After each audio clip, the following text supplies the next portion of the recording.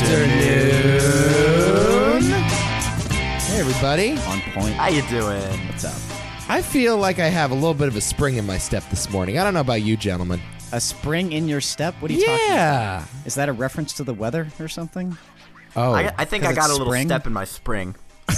Let me tell you, my mattress has been awful. Step in my spring. That is the most hokey humor I've ever. That is the biggest dad joke I've ever heard. That is crazy. Okay, Grandpa. Now show me a fucking coin trick, will you? Nick is going to be the worst dad ever. And the best. And the best. No, the best dad. No, that's what I mean. The best and the worst. He's going to be loved by his kids for a few years and then despised by his kids and then loved again. It's going to be like 8th grade.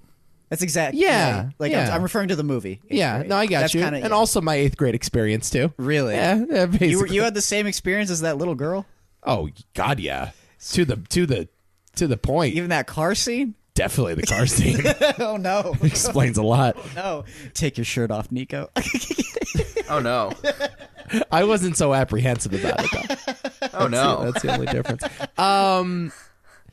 Well, but that just got dark quickly. I don't like that. I'm never happy. seen that movie. I don't know what it is. It's a great film. I'm happy to. It's the Bo Burnham movie.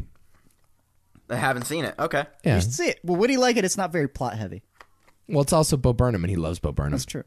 He's in love with Bo Burnham. All right. I like Bo Burnham. Okay. You love. Quit lying. No, he has one really good special, and he was funny on YouTube for years. But like, So you love Bo Burnham. He's like your guy. I appreciate him. Yeah, He's the greatest Bo Burnham fan that has ever lived. that's I think. not true. I think it is, Nick. It's definitely true. Zach's not here. He's sick. Yep. And you know what was different about that sentence I just said? What? Is that if you were sick, I wouldn't have mentioned it. But Oh, that's true. Yeah, because no one gives a shit about me. Nobody cares about me. It's really unfortunate. But Zach's not here, and his loss is felt. It is. No, even I agree. He's not yeah. dead. Zach's not dead. He's just ill. Yeah. We must pray for Zach. Send a prayer, guys, please. Send a prayer. He needs to get better. Send your donations in Zach's name. Send One your subscribe equals one prayer. Oh, I love it. not bad. We are the scammiest For every review we get on iTunes, we will donate $1 to my bank account. I was just about how long do you think it takes till we get as bad as the Catholic Church with our donations? Well, we have to. We have to have some not know where you donations were- first, Adam. That's true. I don't like that you started the sentence off, how bad until we get as bad as the Catholic Church? How long? Oh, how long? Yes. Whatever. You know what I mean. I don't like that. No, I don't like as bad as the Catholic Church. That's not like a benchmark I'd like to be compared to in my life. How are we? It's been a little while. It's been 2 weeks. Well, no thanks to you. Well, it's not my fault. Yes, it is. I wanted to live my chose life to go. full of adventure. That's true. It's been 2 weeks real time, 0 weeks for anyone else. Yeah. We pre-recorded a couple episodes, so Nico's back from Phoenix. I am. How was your trip? I heard you broke your foot or something. You broke your foot. I sprained my ankle. It was a light bruise, but close enough. Might as well have broken it. God, according to the pictures on social media, it looked like you were in the ER. No, I was just in the CVS Minute Clinic, but close enough. How did that happen? What the hell did you do? So I went to see Norm Macdonald live in concert because he was in town. Awesome. Yeah, Norm. We were walking around, and the Curb and I had a disagreement about where my foot should be. And so, How do you have a disagreement about where your foot should be? I said, it's the like a curb couple should be over inches here. off the ground. And the Curb was like, no, you should actually be standing over here. So it was a little disagreement, and so my foot twisted at a 90-degree angle, became perpendicular with the pavement. You fucked Did up. you? How did the Curb fare? The Curb's okay. Okay, good. Oh, Curb's in great shape. It's not going to sue? Curb's not pressing any charges. No. All right. We settled, actually. We settled. It was an insurance thing. Yeah, no, Curb's fine. My ankle, okay now. You're going to hang out with Curb anytime in the future? Well, the Curb told me to curb my enthusiasm. And I was waiting for it, you know. Oh. I already made the joke on the other podcast. It's okay. Well, let's just keep going with it, right? Let's just repeat the same jokes over. So that's what happened, yeah. But it did not prevent me from embarking on many hikes, many adventures through the desert landscape. Sleeping with many women. Sleeping with so many women. It's great. It's amazing how many hot babes hang out at the Norm Macdonald show. In an unrelated note, how much money did you spend? On a side note, I also mentioned this on the other podcast. What do you guys think of this? Picture the scene. We're at a Norm Macdonald show. It's not a sold-out crowd because apparently Norm doesn't carry the same audiences that he used to. We're at this comedy club. Seated next to me is a chick, moderately attractive, Okay. by herself, Okay. with a Norm Macdonald t-shirt on. It's pretty good. I should have married her, right? And you told her about our podcast, right? I did not. I missed my Fool. chance. But I Fool. really should have asked her out. You're wearing a creamer shirt right now, too, by the way. So I am. You should have gone in wearing that as well. So are we saying girl is crazy or girl is right up my alley? Ooh, it's I a don't see fine the line. difference. It's That's the right answer. So hold on, you say moderately attractive. Moderately attractive. Does that fit your benchmark? Because you have a weird benchmark, I understand, of how you rank this shit. You need like a 7 or whatever. Yeah, well they got to be hot. That's the word that I use. She is good looking. Okay, But she's a Norm Macdonald fan. that's pretty And good. that to me I feel like, if any woman would ever understand me, it's the type of woman that goes to a Norm Macdonald concert by herself. So I'm just going to put this out in the world. Maybe someone knows this random She'll woman find in you. Phoenix, Arizona. Should be like, hey, I just remember seeing you, and I caught a gaze, and I just felt something. Yeah, Is that as what's we were gonna listening to Norm talk about the patriarchy. Oh God, It's really great stuff. By the way, Norm still's got it, man. you think so? Yeah, he still's got it. I haven't heard from Norm in quite a long time. Yeah, he's not really doing much. Yeah. He's just gambling on things. Good. And ranting at comedy clubs. The set was like an hour and a half. He would Oh, not wow. leave. Like they kept telling, like the guy in the back of the room, the manager of the comedy club, was like flashing the lights because apparently that means wrap up the set. And he's on the stage and he's like, listen, folks, I'm gonna be honest with you. They told me to get off like a half hour ago, but I just said fuck that. So he just kept ranting. What are they gonna do? It's Norm Macdonald. Everybody's there to see him. And there's all like these like young hip people that are clearly out. They're not out to go see a comedy show. They're out for a fun night. And they somehow stumbled into this show and they were leaving because they're like, this man will not get off the stage. Like, this is just dragging on and on. It's just a crazy senile man talking about his random thoughts. And so they were leaving, and that sort of empowered him more to keep rambling and keep pissing off those members of the audience. And meanwhile, I'm there just like the biggest Norm Macdonald fan. Like, this is all I want out of a comedy show. This is the greatest show. Did he even have any planned set, or was it just like nonsense? So that is, I think, the fine line that he's walking, and why I consider him to be a genius, because I actually do think he's a genius. The material is really good, but the delivery is so slapdash. It just feels like an old man rambling on a stage. That's what it feels like. But clearly the jokes are prepared and well structured. Yeah. And that's sort of like the brilliance of him. You look at him and you think this is a guy out of control. But meanwhile, if you give it a little bit of thought, it's like, oh, he's actually really in control. This is just incredibly confident performance art. Okay. You know? Now, it could be can that I'm just appreciate full that. of shit. It could be I'm full of shit and he is actually crazy and none of it was planned and he was just rambling, but it was too funny. It was too funny not to be All right. prepared, you know? I see the point. He's great. Norm Macdonald still has it. I still need to see him. I still need to see like everybody because I don't go to enough comedy shows. Yeah, tremendous. I don't go to comedy shows as often as I'd like, I will say. I actually went to one on Friday actually, but that was at Funny Bone, so Oh, yeah? it was good. No, that place never really disappoints. It's always like solid, like consistently good comedy. Yes. It's never like, oh my god, this is amazing. It's The just hottest Connecticut comedians. it's always like someone who does a show on Netflix or something. It's always Right. like that. So Yeah. Norm. Anyway, yeah, that was Phoenix, basically. Saw the Grand Cool. Canyon. That was cool. yeah, Yeah. Beautiful state. Beautiful state. Yeah, very hot state. Very hot. A lot of cacti. That's correct. Yeah. Everywhere. But no, you know what? No one's like mad there. What do you It's mean? really incredible how kind they are. Oh, you mean like angry? What's there to be mad about? That's what I'm saying. Yeah, nobody's angry. There's no Yeah, traffic. yeah. There's spiders. There are big ass tarantulas that crawl Yeah, around in you the. could die at any moment. Why waste your time being mad? So. Yeah, well, there are rattlesnakes. When we went on a hike, there was a sign that said rattlesnakes are very common. Did not scare us off, though. Did you What see a a dumb rattlesnake? sign. Did not. just rattlesnakes are very common. That's literally what the sign said. Appreciate that little fact. Joggers beware. Yes. Yeah, rattlesnakes are very common on this trail. That's what the sign said. Yeah, it's great there. It really is awesome. It was like a solid 80 all week. Good. And then I come home, we flew into JFK, and it was rainy and cold. It's been so shitty the past And I took an days. Uber through Manhattan, and that just reminds you, oh yeah, this is how life is supposed to feel. Like I'm Let me about tell you, to I don't think I've ever smash my flown car. into New York Yeah. and the weather's been like, wow, it's nice out. Yeah. No. It's just always like, this is a horrible, shitty wasteland. Right. Yep. That is You that know? is really what being a New Englander is all about. Pretty much. You know, you're out, you're vacationing, having a good time, and then you fly right into JFK, and your Uber driver is about to kill you.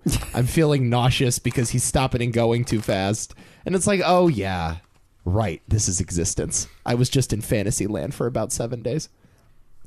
Yeah. Anyway, What? lovely city, Phoenix. I would recommend you go. Yeah. I've been. It's fantastic. Yeah. Nick might be a good place to go. I've been to Tucson. I love Arizona. Oh, Everyone loves Similar. Arizona. Everyone I've ever known who's been there. Similar is like, landscape. It's just great. yeah. That's cool. I just love seeing a cactus. I'd never seen a cactus before. Can you believe people who have lived in like Arizona their whole lives? Like, I've talked to some people and they're like, yeah, I don't really see trees. They're just like, I see cactus everywhere. I don't really. Right. That is so, because I remember going and thinking like there's like almost like a wasteland vibe to it because it's a desert essentially. Yes. And And it's it's sprawling, too. Yeah, yeah. Well, it's like a completely different planet sometimes. And I Yeah. remember flying over it and there's a point where you go from like snowy mountains, then all of a sudden it's just like red ground and, Right. and rocky mountains and just desert. All the grass is either fake or at golf courses. Yes. That's the only grass that you see. It's like this weird turf that's everywhere. And other than that, it's just, it's like dirt and cactuses and dryness. Yeah. It's cool, though. I dig it. And there's so much room. Like, the city just goes on and on and on and on and on. It doesn't I stop. could see, Nico, I could see you living out there in the American Southwest. Definitely. Definitely. I could Phoenix, see not you bad. I could see you living in Vegas, frankly. Yeah, he'd never leave. Why would you say that? Yeah. because you love like just fucking dry heat Yes. and gambling. It's a great point. So And naked Vegas, women, too. I like naked women. And hookers. Sure. if that's what you like. Vegas has it in spades. No pun intended. Should we talk about what we're here to talk about? Let's just jump into the movie, shall we? Let's spare with the chit chat. Okay. Unless you have Let's anything jump else in. for me. 2 feet forward. Let's just. I mean, yeah. Yeah, we could talk about it if we want. Okay. The name of the movie that we're doing today is The Man Who Killed Hitler and Then Bigfoot. Based on a true And story. then The Bigfoot. The Based Bigfoot, yeah. Based on a true story. Based on a true Actually story. happened. Is that actually in the title? Yeah. I wish it was. Would have made it much better. The reason that this movie caught my eye, and I'm sure caught a lot of people's eyes, is number one, the title is fucking nuts. And two, it stars a little unknown up and coming actor named Sam Elliot. That's correct. Coming. Yeah. Just hit the scene. Isn't he down and going at this point, perhaps? See, I disagree. I actually think like we're in the middle of the Elliott-assance. Elliott-assance? Yeah. You think so? I do. Why? Only after A Star Is Born? Yeah. Why? I think you need to judge it based off of a couple more movies than that. I think this is it. He This in a Bigfoot movie? and that's it. I think we're in the middle of the Elliott-assance. It's not like Kurt Russell where he just makes like one awesome movie after the other or anything like that. you No, know? this is enough, man. What's happening now is, I guess it's funny with Sam Elliott. He's always sort of been a meta commentary on himself. You know what I mean? Like he's Yeah. always sort of been a caricature he's never really been an actor, and if he was an actor, he was that in like his 20s. But I think like a younger generation is now starting to learn what Sam Elliott was all about. He's sort of entering like the postmodern Sam Elliott phase. I gotcha. You know what I mean? I will say I've seen him before in a lot of things, but I can't name all of them offhand. The Big Lebowski would be the big one. Sure. But I think I've seen him in some TV shows, like things that I wouldn't, or that you definitely wouldn't watch. Okay. Some like crap television, I have a feeling. Okay. He's in the show The Ranch with Ashton Kutcher. Didn't see it. Maybe. Yes. But well, he is. He was brilliant. Yes. This movie is brilliant. Whoa! Oh, whoa. Ooh. I love this. Oh, wow. Okay. Whoa. Calm down. We need to take a step Coming back. in hot, Nick Evangelista. Whoa, All right, just clear the way. Kamikaze us right there. Clear Holy the shit. lane, Adam Hall. Okay. Nick Evangelista 3 has the floor. Thumbs up. 3 thumbs up. Oh. I loved it. Wow. Okay. All right. This is interesting. I believe Adam and I disagree.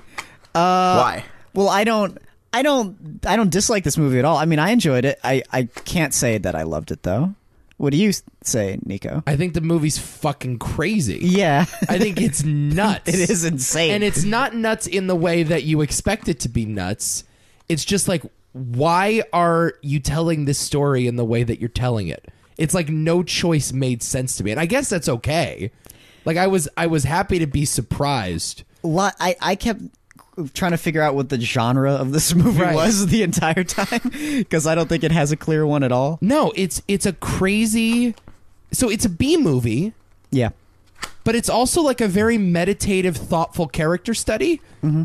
And it's like when the movie zigs, you think it's going to zag, and it like slows down when you think it's going to speed up. Yep. And the pacing and the tone is very weird. And like, I guess I was kind of into it, but from like a filmmaking point of view, it doesn't make much sense. It was weird because it was. Oh man. I mean, the only thing that this is going to sound like a big thing, but the only thing that didn't make sense was the plot. Well, yeah. But here's the thing: is you guys always talk about like, oh, the plot doesn't really. No, matter. it doesn't. I don't That's care not about the plot. You're right. That's not what was And yeah? I just thought like everything was very well done. It was compelling. I wanted to keep watching. Like, and even though it did crazy batshit things, like it just went for it and.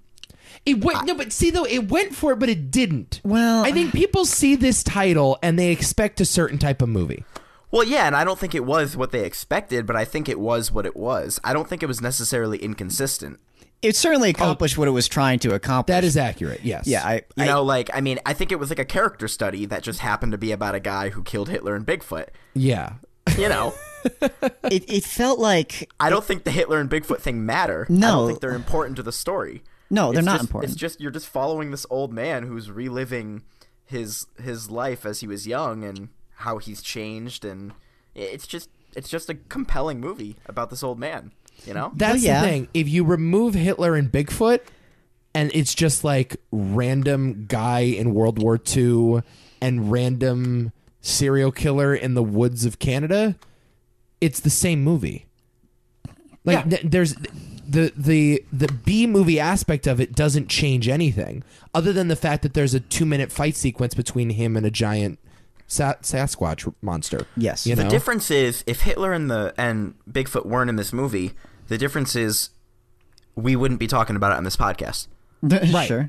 Right. It would just nobody would be talking about it. That's Right. the difference. I guess this film has a mind of its own, though, which is something I was struggling with, I suppose, through most of it. Again, it's another one of those examples where it's like, wait a second, how am I supposed to feel here? Right. And then we kind of picked up on that very early on with one of the opening shots of his watch, which is the my most God. hilarious. Oh, that was So fucking hilarious. fucking funny. Okay, that watch makes no sense, right? So there's this. Well, no, it's right a quarter of the time. Yeah. So at the beginning of the movie, so we come to find out that Sam Elliott is a spy on behalf of the United States, and he's deeply embedded in the Third Reich. And he goes to meet with Hitler before he's about to assassinate him. And you see that he's wearing a watch. and he checks that watch, and rather than hands on a clock like normal, the hands are a It's not even hands. It's just there's a fucking swastika on the watch. So there's turning. 4 right, and it's turning, but of course it's symmetrical like all swastikas are. So it's pointing at 4 different numbers at once. so I'm like, what?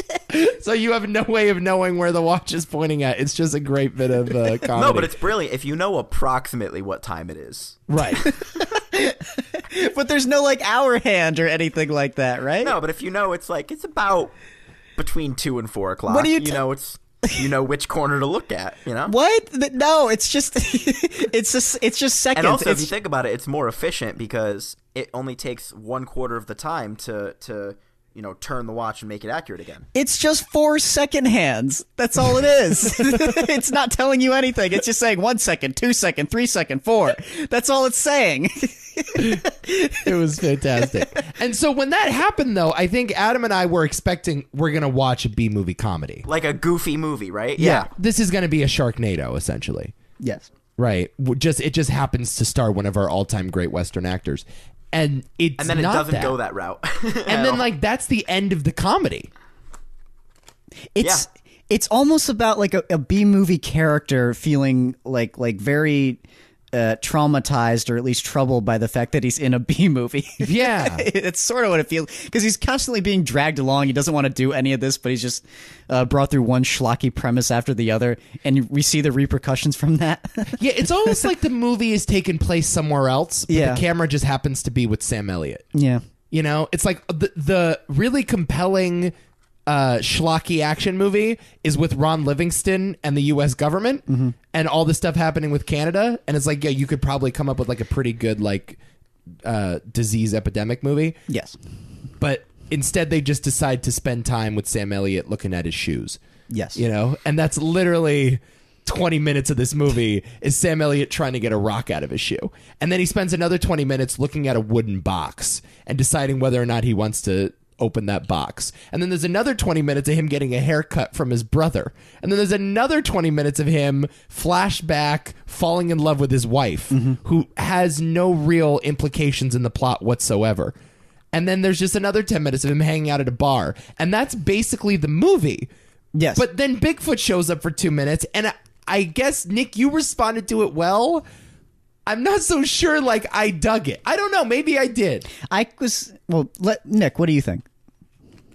Like, I mean, like we said, I don't think it had to be Bigfoot. I don't think it had to be anything. It could have. I think it was just sort of like this old man looking back on his life and regretting it, and then being forced to live that route again, right? Yeah. And it didn't have to be Bigfoot, and so I kind of ignored that it was. Okay. I guess that's sort of how I just treated it. I was like, well, okay, Bigfoot here. I'm just going to ignore the premise of Bigfoot and just watch it for what it is. Even like the Hitler stuff, though, like the scene where he's with the Russian Cossacks. Well, they're not Cossacks, but they're just Russian dudes who are, I guess, fellow spies. And he's giving him this like weird philosophical statement about what happens when he gets shaven or whatever. I dug that scene. Or like the bad omens. I dug that scene. So there's a scene in the movie where I guess this is what sets the plot into motion. I guess Sam Elliott goes to this like wizard barber or something. He's It's like not the a wizard. sidekick or something. Is he? No, It's just no, it wasn't anything like that. He was just No, it is. He's like some sort of fortune teller. no. he's not a fortune teller. No. He's just saying like it's sort of like a what's the word for it? I mean, He's not acting like he has any influence over fate or anything like that. He's just saying like, I'm going to shave you, and if you accidentally get cut, it's a bad omen. It's just a bad sign. Yeah. It's not like fortune telling so much. It's not an actual thing that he's referring to. So he's right. So this barber is shaving him, and he talks about this whole mythology, and it's like a 5-minute monologue where he goes, "I'm going to shave you. If you get cut by accident, then you'll succeed at your mission to kill Hitler. However, if I don't cut you, you're going to die." And apparently he's not allowed to influence the cutting in any way, even though that doesn't make much sense. I feel like you would influence it no matter what. He has to try to give a perfect shave, and if he accidentally slips up, then it's a good omen. And then at the end, he gives the perfect shave, and he's Right. like, "You're gonna die." So then he cuts him on purpose. Cuts him perfect, which So means he he just will. But now he'll succeed. But he's cursed. Yes. That's the idea. Right, but So you can buy your way into it, but now you're cursed for the rest of your life, and that's sort of what. I don't think it really mattered. I was gonna say, what was the point? I mean, it was kind of it's oddly fascinating scene, but I sort of stepped back from it. I was like, wait, what were they saying there? This might be one of the only times where I didn't care or get caught up in the plot. For me, here's the bottom line of this movie. All right, here's what I enjoyed about it. It was compelling the entire time. Okay, I'm not 100% sure I felt that way. Was it like I was compelled. Every scene, I was like, wow. Like, you know, that one I was like, is he going to get cut or is he not going to get cut? I was kind of like, is this guy going to slit his throat with the razor right here? okay? You know? Was it more like hypnotic for you in that way? Yeah. I was just compelled watching it the whole time, watching these actors, and I just enjoyed it. Okay. Yeah. I get that.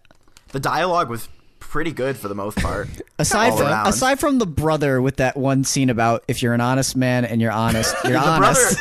Whatever the fuck The that brother, was. I think, was one of the poorest parts of the film. Shout out to Larry Miller. Yeah. Shout out. Larry Miller, a great comic, but not a great actor. Yeah. Also, let me just say, like, they could not have picked two people who don't look related more than if they cast like a black man as his brother. That's a great point. They just didn't. That was not convinced they were brothers. Who do you buy as Sam Elliott's brother more, Larry Miller or Bradley Cooper? Daniel Day-Lewis. Daniel Day-Lewis. That's true. Bradley Cooper. Yeah, I do too. Bradley Cooper. Yeah, Bradley Cooper. Yeah, I could buy that. Yeah. Bradley Cooper in Star is Born is his brother, but he's like 30 years younger. He also sounds like him, by the way. That's the true. accent was like, wait, why don't you sound like Sam Elliott, dude? Yeah, great point. Like, yeah, that's true. Bradley actually tried to make himself look and sound like Sam Elliott. Yes. I can appreciate that. Yeah. Yes. Dude, I fucking love Sam Elliott. Let's talk about Sam Elliott. Sam for a Elliott's second. awesome. We were talking about this during the movie. Like, I don't know if like Sam Elliott is a great like method actor, but I don't think anybody is as good at delivering straight dialogue as Sam Elliott is. Like you just want to hear the guy recite Shakespeare. You know, like he's just like that type of actor. And we were talking about this during the movie. I want to see him do a Tarantino movie. Yeah. That would be And incredible. I'm shocked he's never done one because that's like right up his alley. He's like this old, forgotten Hollywood gem who can really deliver a monologue that doesn't necessarily have to do a lot of character work. Like, that's the great thing about Tarantino movies. Like, you can just give a guy an anecdote and it's really eloquently written and it's just slam poetry, basically. You know? Yep. And that's what I thought Sam did really well in this movie. Like, I don't know. I guess it was kind of cool seeing him reflect on his life and meditate on his existence. But I just really enjoyed listening to him talk. And that's always the strength of Sam Elliott. Mm-hmm. I just think he's great. I just think he's an American treasure, and I love him and everything. And at this point, he's almost underrated. Yeah. For our generation, certainly. Yeah. Absolutely. But everyone loves it. If I showed my dad this movie, it's like I want to watch a movie about a guy who kills Hitler and Bigfoot. He'd be like, "Yeah, no, that's fucking stupid." And I was like, "Well, Sam Elliott's in it." He'd be like, "Okay, sign me up. Sign I'm me down." up." It's hard. It's impossible not to love him. But I think the thing is too, though, he's become that caricature of himself, and he's become almost the archetype for the American cowboy. That's what he is. He's just a cowboy. Well, that's precisely why they cast him in The Big Lebowski. Exactly. Almost, yeah, exactly why. Yeah, if you read the script for Big Lebowski, it's a Sam Elliott type. Yeah. Perhaps maybe even Sam Elliott. Wait, really? Yeah, that's what I've read the Big I love Lebowski the script and it Coen says brothers. that. Yes. There's a man. The man narrating has a deep, sultry voice. A Sam Elliott type, perhaps actually Sam Elliott. And then they get Sam Elliott for the movie. Just That's doing brilliant. There's a man meant for his time. Mm-hmm. Not talking about any man, talking about the dude here. I won't say hero. What's a hero? Sometimes there's a man. Sometimes there's a man. Lost my train of thought here. He's so good. Man, this dude should have won the Oscar. I'm so mad that he didn't win the Oscar for A Star is Born. They had to give it to Mahershala Ali twice in 3 years. I know. What the hell is that about? Sam Elliott's going to die without an Oscar. And you know what? We as a society should not stand for that. Well, I'll tell you what he probably won't die without. What? A Watati. Oh, okay. Great All right, point. so we'll save him. Save that for later. We will redeem him. We are righting the wrong. I do love his performance in this. I have to admit, it's really, really great. Yes. Like, how can you tell me that he wasn't like compelling every scene he was in? I'm agreeing with you. Absolutely. Yeah, I'm just not sure that like the intentions of the movie were that compelling. Like I was surprised at the end when I saw that the movie, and maybe I shouldn't have been, but I was surprised that it said like written, directed, and was it edited by the same guy? Written, directed, produced. Yeah. Mm-hmm. I was actually like expecting, because it was so kind of like, because jaunted? it felt sort of like two different movies, I guess. Like it felt like this good movie mixed with like just some weird schlocky B movie at the same time. Yeah. I expected more minds to be behind it. Okay. Yes. Like multiple directors, you mean? Or writers? Like, yeah, I mean, I don't know. Maybe multiple writers, or like one writer and a director. It's like the script had a silly comedy in mind, and then the director was like, no, we're going to make a serious, brooding drama. Robert D. Kowski is the name. Can't pronounce that name. Of the guy. This is, I believe, his first feature. Really? Yeah. I do have to admit, if this is his first feature, it's pretty good. He made a short. It was well done too. It was professional the whole way through. Like, I mean, everything looked good. The camera work was good. It was. I love the way this movie shot. Oh my god! I actually really liked the editing. I liked the way they cut the scenes between like what's happening in modern time and then like his memories of when he was young. Right. The cuts between those were really well done. There's a really good one at the end when he turns over on his bed and then it cuts back to him when he's young that I actually really liked. It's a good match cut. Like there's the one with like the fork and knife on the table, or like he's just outside and he looks at a storefront and then suddenly it's the storefront from like the 1950s. Like, okay, so I feel all this, I understand where you're coming from. My only question is, what did it all mean? Mm-hmm. Like, what was the point? Like, what about his journey to killing Bigfoot was a direct parallel to him falling in love with his wife? And what are we supposed to learn about that? Because I'm not so sure the movie knew.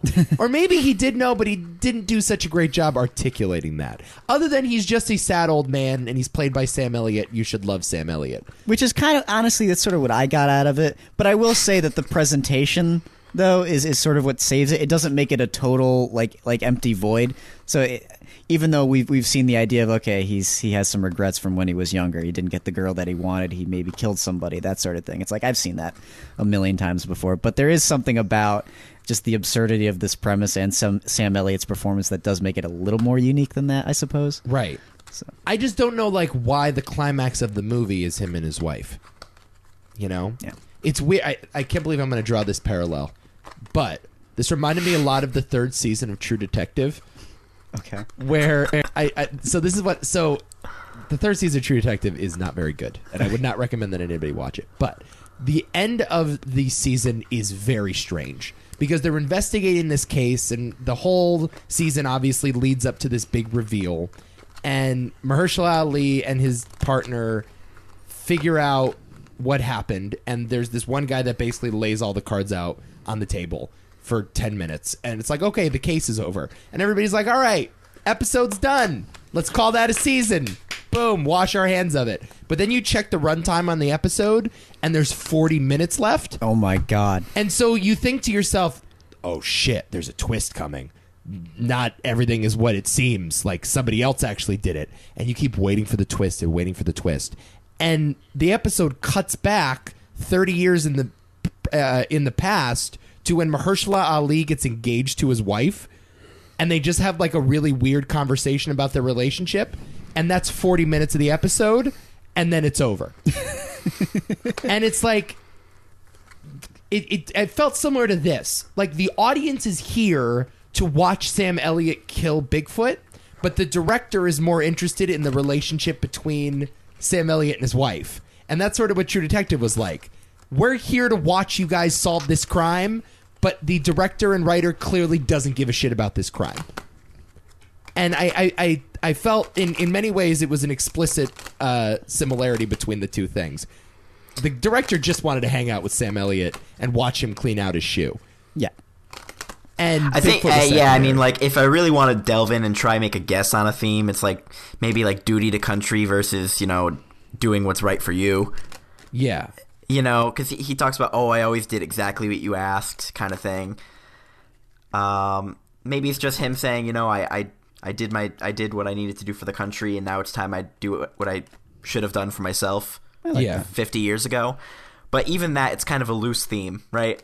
Right. Well, we If we're certainly going to be honest here. you certainly see the repercussions of him, like not doing what was right for him, I guess, and how bad it was for him to do what he was told all the time rather than just do what he really, really wanted, I guess. I don't know. Right, and so he does go back, and one last time he does what he's supposed to do, but basically he's like, after this, I'm out, right? So he fakes his own death, he sees his brother, and he finally spends the time with his brother that he needs to, and I guess maybe that's what it comes down to is... He's finally kind of putting a his very- personal life first. Yeah, but at age 80. Yeah. I think this is coming down to a case, and I'm not really ashamed to admit it, but it's like it's harder for me to be like really critical of this film because I think it's just a case of I didn't get it. Yeah. Yeah, no, and that's okay. It's like I don't want to be too harsh on the film because I really do think it's like I don't You're get going it. for something here. Yeah, And I don't think you got there. yeah. Similar to Us, maybe, in many ways. Well, And I'm not saying about Us, the podcast, Us, the movie. we'll talk about that. Yeah, we will. It's just fresh in my mind. I was Surprisingly, just delighted. I had a fun time. well, I'm glad you had a blast. Also in this movie, pretty big cast. Ron Livingston pops up, Yeah. who I guess has fallen very far from Office Space. What has he done lately?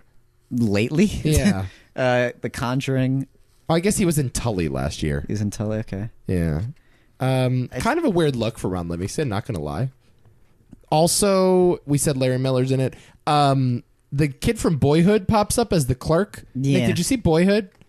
Wait, as the clerk? In the lotto ticket. Yeah. That's the kid from Boyhood, huh? Yeah, that's Boyhood kid. I love Boyhood. I watched it on a plane. You watched it on a plane? That's where I watch most of my movies. Like every couple years when I go on an international flight and I have like 17 hours to kill, Right. I try to catch up on all the big movies I've missed. You watch a movie that's literally 17 hours long, like Boyhood. Right, like Boyhood. Before you know it, you're there. Oh God, I could not imagine. Yeah, that's a terrible plane movie. It just like emphasizes the passions of time even more. You know, It's like, what when I are we do gonna is- fucking get to China? Well, I hop on my plane. The first thing I do is I look at all the movies available, and then I make a list, and I put them in an order that's like, okay, this one's going to depress me, then I'm going to watch a comedy. Then this one's going to depress me, and I'm going to watch a comedy. Oh, I like You know? that. You know, it's a fun And- plane movie. What? Apollo 13. Yeah. Yeah, it's a lot of fun to be in something like that and watch a movie about something that's flying around and falling apart. Right. And I'm not kidding though. It's actually kind of And you fun. can also like daydream about, oh, what if I tied this thing to that? It's like that scene where Gary Sinise dumps out the all the tools on the table. Yeah. And it's like, this is what they got up there. So we got to build it down there so we can build it up here. And yeah, that's what you would imagine in the airplane. yeah, I It's like, guess. what if I take this luggage cart and fucking, you know, And just beat the shit out of people with it. I don't know. How do we get home? I enjoy that. That's cool. I always daydream about the plane crashing. That's always my thing. Do you like plane rides? No. Why? But who does? I like them. I guess. I love them. Yeah, they're fun. They're fucking uncomfortable. Well, I love long flights because I have short legs, so I don't need a lot of space. Yeah, I same get to here. sit and watch movies and get like international flights are great. You get 2 meals, you get a blanket. Oh. I It's like a good that. deal. I can My get- ass hurts. Well, get up and, And go I'm to the tall. bathroom. I'm too tall. Yeah. Yeah, It's fair. being short helps a Yeah. lot. It was terrible. It's not so bad for me. It depends on the flight, though. Like, I could not do Spirit Airlines for 17 hours. But they would never, I don't think they'd ever fly 17 hours. I don't think those planes can go 17 Yeah, hours. no, I know. That's the thing. But, like, in a hypothetical scenario, if they did, yeah, that would be horrible. Yeah, I don't think they have engines. I think they just sort of push it off a cliff and it just glides to the destination. Oh, that's funny. They got a guy with a flap in the wings on the side, like the Wright brothers. They just ride behind another plane and let that one carry them. Right, You know, exactly. It's like an RV. Yeah. They're just towed through the air by bigger can planes. you imagine if they had a cheaper flight option where you're just in a shuttle, like chained to another jet? You're swerving around back and forth. The plane's flipping upside down. Whoa! Whoa! That'd be the biggest disaster because at some point the plane would fly around and hit the other plane. Just like a tomahawk. Flights were $15. What a steal. That's so funny.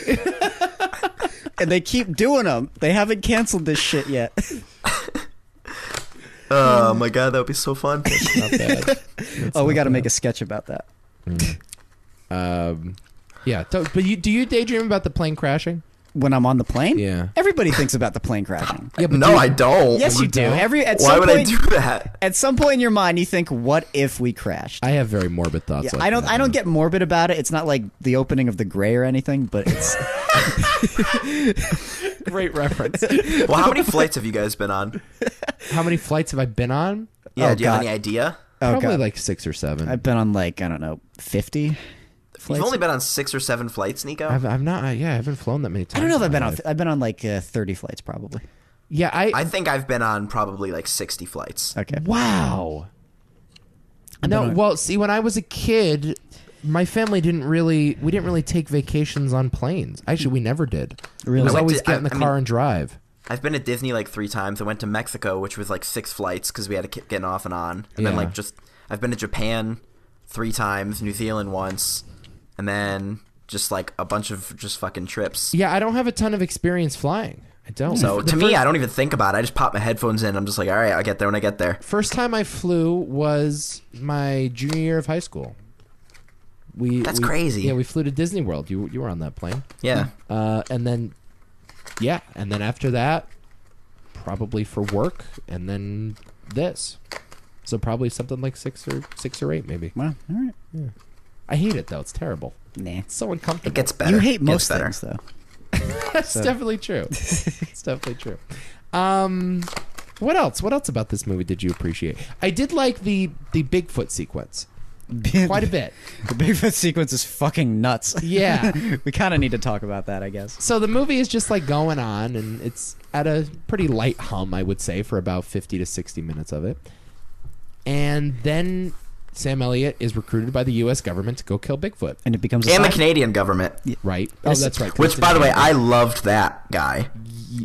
Which He was one? just like speaking French, basically. Oh yeah. They just had the Canadian guy just speaking French. It was so obnoxious. Right. I appreciated the straightness that everything was played in that scene because it's so ridiculous. It's Bigfoot is causing a virus that's Yeah, it's not that's just Bigfoot. It's like, we need you to kill Bigfoot because he has the Black Plague. and it's gonna end the world as we know it. Like, what the fuck is this? And don't worry, you're immune. right. The We tested exposition your dump in blood that from scene the is- archives. You're one Turns out of you're- 3 people. That's what he says. You're one of 3, and you were the only one available. Yep. That's what he says. The other guy's on vacation. Right. And you also happen to be the guy that killed Hitler. And we heard stories about how you killed Hitler. And then we come to find out one of my other favorite piece of information revealed in this movie. The Hitler that killed himself in a bunker, not the real Hitler. Nope. According to Sam Elliott, 4 different Hitlers. He was actually, well, I thought he was the Third Reich. Well, I think there were 4 The one that total, I killed think is himself. what he said. I thought it was, oh, okay, I thought it was the third. Oh, I don't know what number it was, but I think there were a total of 4 Hitlers is what he said. Yeah. Yeah. He killed the first one, the real Hitler. He killed the... Now, I wouldn't know how he would know. He's a spy. He just looks this shit up. He knows. With his weird spy devices. Sam Elliott knows that is definitely the real Hitler. Yes. If there's anybody who knows Hitler, Sam. it's Sam Elliot. It's damn straight, man. Damn straight. Better mustache. Seriously. Oh, all American mustache, let's be honest. Better Right. Hitler or Sam Elliott? Better mustache. Go. Oh, Sam Elliot. Yeah. Not even a question. You think so? I don't think it's close. I don't think there's been any better mustache in human history. Other than maybe Burt Reynolds, but I think Sam's still better. Okay. All right. Right? All right. I would agree. I like Groucho Marx and his like drawn on mustache thing, whatever the fuck that is. That's not a bad one. Not better than Sam, baby. No. Not better than... You could take a nap in Sam Elliott's mustache. Kurt Russell's mustache in The Hateful Eight is something else. Pretty though. good mustache. Really good mustache. Pretty good mustache. I have to admit. Really, all of their mustaches in Tombstone are pretty great. Yeah. too. Oh, yeah. Tombstone. That is an all-time mustache movie. I fucking love Tombstone. I watched it just because I was in Arizona, and I'm like, you know what? I need some OK Corral in my life. That's when I was ailing from my foot. I'm in Arizona, might as well watch Tombstone. I can watch that movie a million times. Me too. That movie's solid. It holds up so well. It's awesome. Sam Elliott's great in it too. Yeah. He's fantastic as just like the random cowboy guy. Yep. Another brother. Sam that's Elliott right. always playing brothers. He plays Kurt Russell's brother. He's a good big brother. Essentially. Fucking I would love trust Sam. him as my big brother. No question. Yep. I love Sam. So they had now when they went back in time, sort of to show like a young Sam Elliott. Was that the same actor who was the government guy? No. Government guy? No. No. No, it wasn't. Okay. No, that guy is Aidan But they did Turner. show Sam Elliott playing his own father in the background, correct? No, that's Or was not. that just No, another that's just lookalike? another guy with a mustache. They looked very similar. I wasn't sure because it was just like sort of in these little one-off scenes, but I'm like, are these like the same people playing different roles in different time periods? That Because you know would've how got- some movies will do that. Oh, that would have been too confusing. Yeah, that would have been a little too much. Yeah. That would have been so. No, I think it's just a guy that they cast because he looked like Sam Elliott. I think the guy they got does look a tremendous amount like Sam Elliott. We actually pulled up a nice young picture of Sam, and it was really weird. Yeah, Nick, look up a picture of Sam Elliott young without a mustache. And he has like black hair, and it's just It will blow your fucking mind. it's kind of uncomfortable. It is. It doesn't feel right. Yeah. It feels like I'm looking at him naked or something. Vulnerable. Right. It's like Sam Elliott. I just peeked into the locker room when Sam Elliott was getting changed. What a great sight. I'd pay top dollar. Yeah. Aren't you uncomfortable? Yeah. Yeah, they did well. Oh, that's funny. Now you'll never be able to unsee that. Yep. They did well. That's not right. It's like a naked mole rat. It's great. Yes, that's what it is. That's what it is. It's like put some damn clothes on. It's disgusting. Yes, Aidan Turner plays the younger Calvin Barr, who Put goes some around hair on that face. who goes around killing Hitler, and that's basically and falling in love with his wife, obviously. But other than that, yeah, that's his role. I don't think I guess we've said this enough, but the movie really does have no plot, or at least the plot is incredibly secondary. Yeah. When this whole the whole conceit comes to life, though, with Bigfoot, the shit really does hit the fan in a big way. So they're But talking. then the movie continues for a while. Right. Yeah. So Ron Livingston explains you got to go kill Hitler. You're immune to the virus. You got to go kill Bigfoot. You're immune to the virus. He goes up there, and in like 5 seconds, the movie transitions from Unforgiven to Rambo. It just In a second. It's like he's in the woods. Cue the dramatic music. Oh my God, Bigfoot's there already. He's about to go kill Bigfoot. And he shoots him in the head. Already, Immediately. Within 30 seconds of being dropped into the woods. There's no buildup. And the craziest part is that he doesn't kill him. Right. Like you expect because he's a tracker, you think you're going to spend the next half hour tracking Bigfoot. Nah, he just finds him right away. Yep. And the hunt begins. And this is about a 5-minute sequence. Yep. He ends up finding Bigfoot. He's laying there, dead, supposedly. Sam Elliott feels really bad about it. He goes and gets a bunch of twigs and goes to light Bigfoot's body on fire when Bigfoot gets up and begins attacking Sam Elliott. As like a zombie, I believe. No, he's just not dead. Yeah, I think You, it's you just... sure? Yeah. Oh, he might be a zombie. I think he had a virus. But there were no like undead animals or anything like that. No. Well, maybe it wasn't like a zombie virus specifically, but like, I don't know, it seemed kind of, his eyes were weird, he was behaving strange. Have you seen a Bigfoot, Nick? Those are perfectly normal Bigfoot eyes, okay? The white glazed over eyes Yes. that Apparently- is usually associated with dead things. Apparently Bigfoot, small feet.